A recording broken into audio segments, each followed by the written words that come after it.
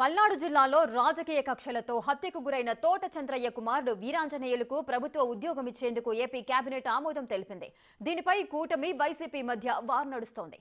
TDP కార్యకర్త తోట చంద్రయ్య కొడుక్కి జూనియర్ అసిస్టెంట్ గా నియమించాలని ఆర్థిక మంత్రి పయ్యావుల కేశవ్ బిల్లును ప్రవేశపెట్టగా వైసీపీ తీవ్ర అభ్యంతరం వ్యక్తం చేసింది. రాజకీయ ప్రేరేపితమైన హత్య అని ప్రభుత్వం అంటున్నప్పుడు సర్కారు ఉద్యోగం ఇవ్వాల్సిన అవసరమేముందని వైసీపీ ప్రశ్నిస్తోంది. దీనిపై ఎమ్మెల్సీ బొత్స సత్యనారాయణ మండలిలో తీవ్రంగా వాదించారు.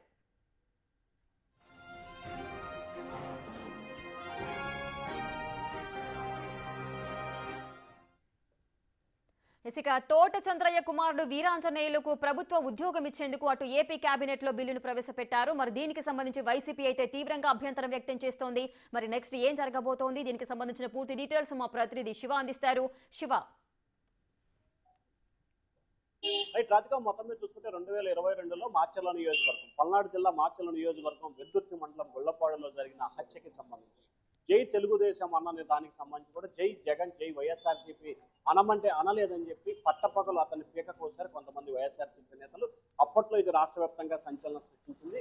రాష్ట్ర టీడీపీ అధినేత చంద్రబాబు కూడా అక్కడికి వెళ్లి ఆయన పోవడం పోసి అంత్యక్రియల్లో కూడా పాల్గొన్నారు. ఆ తర్వాత తోటా చంద్రయ్య కుటుంబానికి తాము పూర్తి స్థాయిలో అండగా ఉంటామని చెప్పి చంద్రబాబు భరోసా ఇచ్చారు. గత నెల ఆగస్టులో జరిగిన మొదటి వారం ఏపీ కేబినెట్ భేటీలో కూడా తోటా చంద్రయ్య కుమారుడికి జూనియర్ అసిస్టెంట్ పోస్ట్ ఇవ్వడానికి ఏపీ కేబినెట్ ఆమోదం తెలిపింది. ఈ నేపథ్యంలోనే ఏపీ కేబినెట్ ఆమోదం తెలపడంతో వెంటనే అసెంబ్లీలో శాసన మండలిలో బిల్లు పెట్టాల్సిన పరిస్థితి కనిపిస్తోంది. తద్వారా ఆమోదం పొందిన తర్వాత ఉద్యోగానికి సంబంధించిన కార్యాచరణ రూపొందింది. ఈ నేపథ్యంలో అసెంబ్లీలో 7 బిల్లులకు సంబంధించి మొన్న శాసనసభలో ఆమోదం తెలిపాయి శుక్రవారం రోజు.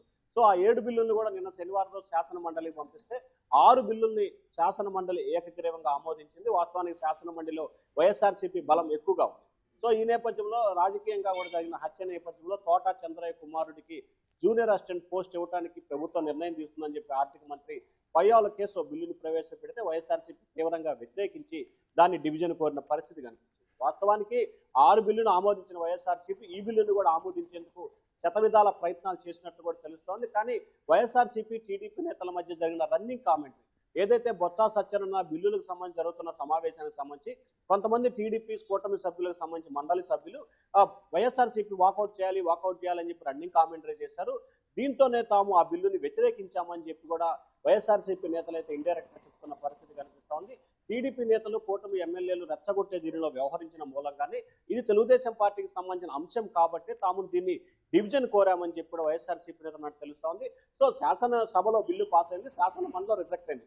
సో శాసనసభలో బిల్లు పాస్ అయింది కాబట్టి ఆటోమేటిక్ గా శాసన మండలిలో బిల్లు పాస్ అయినా అవ్వకపోయినా 90 రోజుల తర్వాత బిల్లు ఆమోదం ఆటోమేటిక్ గా అంటే జనరేట్ అవుతుంది, ఆటోమేటిక్ గా బిల్లు పాస్ అయ్యే అవకాశం కనిపిస్తా ఉంది.